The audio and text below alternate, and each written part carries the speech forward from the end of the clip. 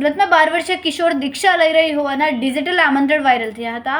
ત્યારબાદ ઇન્દોરમાં રહેતા તેના પિતાએ વકીલ મારફત સુરત કોર્ટમાં તેની પુત્રની દીક્ષા રોકવાની માંગ કરતી અરજી કરી હતી, જેમાં ફેમિલી કોર્ટના જજ એસવી મંસૂરીએ અરજી મંજૂર રાખીને મુખ્ય અરજીના નિકાલ સુધી પક્ષકારોને પુત્રની દીક્ષા આપવી અપાવવી નહીં કે પુત્રની કસ્ટડી અન્ય કોઈને સુપરત કરવી કે કરાવવી નહીં તેવો વચગાળાનો હુકમ કર્યો હતો। અતિ સંવેદનશીલ અને કાયદાકીય આંટીઘૂંટી ધરાવતા આ કેસ હાલ રાજ્યભરમાં ચર્ચાનો વિષય બન્યો છે। આ કેસની ચર્ચાનું કારણ એ છે કે બાળકના માતા પિતાના વર્ષ 2008માં લગ્ન થયા હતા, પરંતુ હાલ બંને અલગ અલગ રહે છે। ડિવોર્સનો કેસ ચાલી રહ્યો છે। જે કિશોર દીક્ષા લેવાનો છે તેની માતા સાથે રહે છે, જ્યારે તેના પિતા ઇન્દોરમાં રહે છે। માતા પિતાની લડાઈમાં 21-22 મેના રોજ યોજાનારી દીકરાની દીક્ષા પર સ્ટે આવી ગયો છે। આ સ્ટે બાદ માતાએ હાઈકોર્ટમાં જવાની તૈયારી શરૂ કરી છે। લગ્ન જીવનની તકરાર વચ્ચે સગીર પુત્રનો હંગામી ધોરણે કબજો ધરાવતી માતા પાસેથી ઇન્દોરમાં રહેતા પિતાની પુત્રનો કબજો માંગતી અરજી પેન્ડિંગ છે। તેમ છતાં માતા અને અન્યો દ્વારા દીક્ષા કાર્યક્રમનું આયોજન થયું હતું।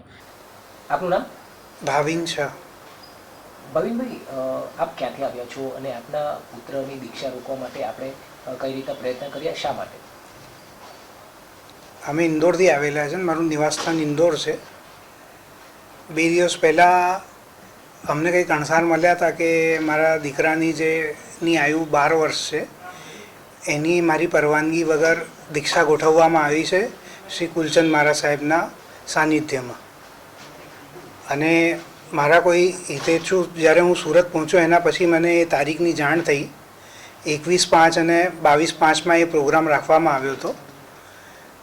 મારું બાળક હજી 12 વર્ષનું નાનું છે અને અમે એમ ચાહીએ છીએ કે એ સ્કૂલમાં ભણે અને એના પછી આગળ 18 વર્ષની એની આયુ થઈ જાય, એના પછી એની દીક્ષા માટે અગર કોઈ ભાવ હશે તો વિચારવામાં આવશે। પછી આપણે કઈ રીતે કોનો સંપર્ક કર્યો અને આજે કોર્ટે કઈ રીતનો ચુકાદો આપ શું માનો છો? અમારા વકીલ શ્રી નરેશભાઈ ગોહિલ છે સુરતમાં। અમે જ્યારે આ વસ્તુની જાણ થઈ અમે તાત્કાલિક નરેશભાઈથી મળ્યા અને ફેમિલી કોર્ટમાં જે અમારી મેટરો પેન્ડિંગ ચાલે છે અને એ મેટરમાં અમે અર્જન્ટ આ અરજી અપ્લાય કરી કે આ દીક્ષાને રોકવામાં આવે, કેમ કે મારો બાળક 18 વર્ષથી નાનો છે અને વગર ફાધરના કન્સર્ને મારા સસુરાલવાળાઓએ આ પ્રોગ્રામ ગોઠવ્યો છે એમની મરજીના હિસાબેથી। કેટલો મહત્વનો ચુકાદો આજે ગણી શકાય છે? આ અમારા માટે બહુ મહત્ત્વનો ચુકાદો છે સાહેબ। મંસૂરી સાહેબની કોર્ટમાં આજે ચુકાદો અમને આપ્યો છે કે આ દીક્ષા ઉપર સ્ટે આપ્યો છે એમને। અને અમારી આ ગુરુ ભગવંતોથી બી નમ્ર નિવેદન છે કે હમણાં આ દીક્ષાને મહેરબાની કરીને સ્થગિત રાખે। ધન્યવાદ। આ કેસ એવો છે, પતિ પત્ની વચ્ચેના તકરાર બાબતે કોર્ટમાં કેસો પેન્ડિંગ છે।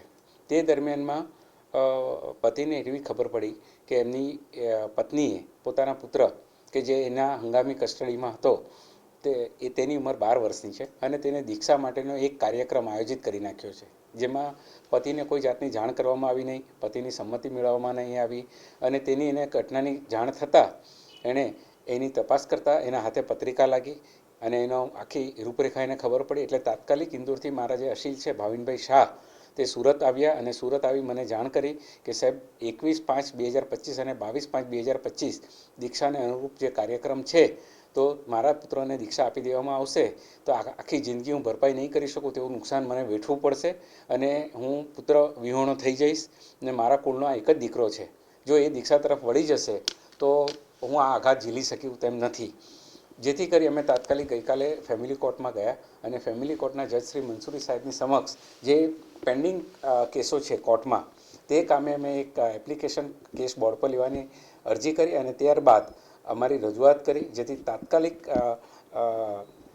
ભાવિનભાઈ શાહના પત્ની બિનલ શાહને નોટિસ ઇસ્યુ કરીને આજે કોર્ટમાં હાજર રહેવા માટે ફરમાન થયું।